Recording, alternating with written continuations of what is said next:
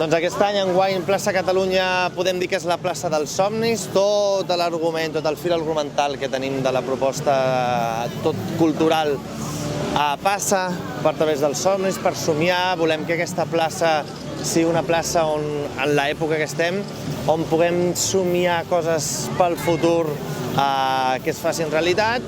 I hem creat tota una sèrie d'activitats, hem programat una sèrie d'activitats culturals i creem un espai per passar una molt bona estona en família, obert, on les arts de carrer tenen un paper molt principal i molt important.